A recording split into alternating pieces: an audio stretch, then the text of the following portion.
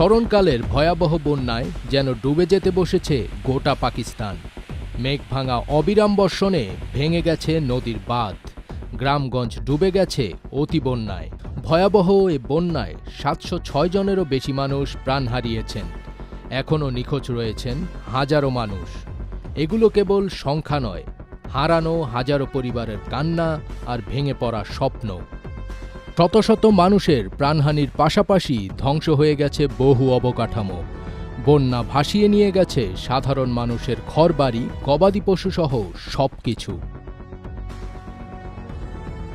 সর্বশেষ মৃত্যুর ঘটনা ঘটেছে খাইবার পাখতুনখোয়াতেই। সেখানে বন্যায় ভয়াবহ প্রাকৃতিক বিপর্যয়ের সৃষ্টি হয়েছে। এতে করে মানবিক বিপর্যয়ে পড়েছেন সাধারণ মানুষ। গেল ২৬ জুন পাকিস্তানের প্রথম বর্ষার তাণ্ডব শুরু হয়।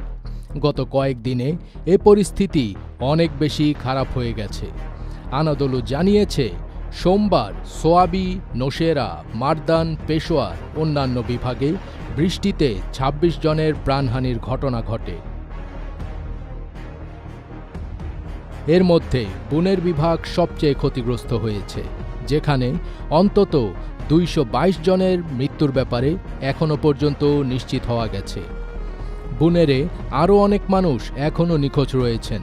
বুনেরের বেসনাই গ্রাম গত শুক্রবার রাতে আকস্মিক বন্যার পানিতে পুরোপুরি নিশ্চিহ্ন হয়ে গেছে। সেখানে উদ্ধারকারীরা এখনও জীবিত মানুষের অনুসন্ধান চালিয়ে যাচ্ছেন।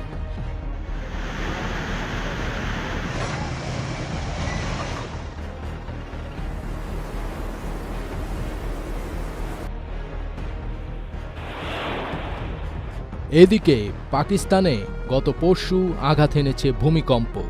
এক্সপ্রেস ট্রিবিউন জানিয়েছে, রাজধানী ইসলামাবাদ, রাওয়ালপিন্ডি এবং খাইবার পাখতুনখোয়ার কিছু জায়গায় ভূমিকম্পের কম্পন অনুভব করেন সাধারণ মানুষ।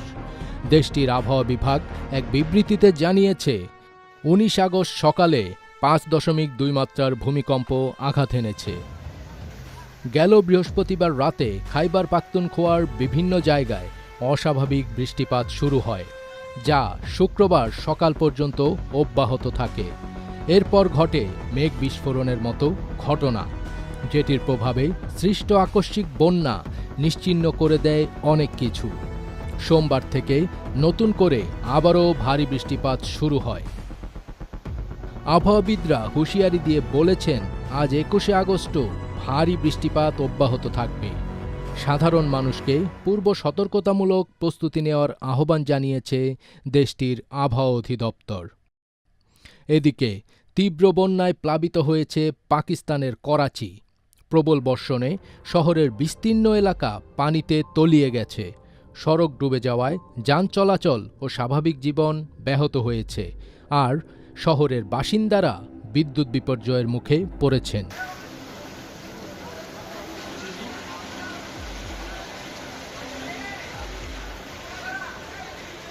ফাজবির তাজ, এটিএন বাংলা।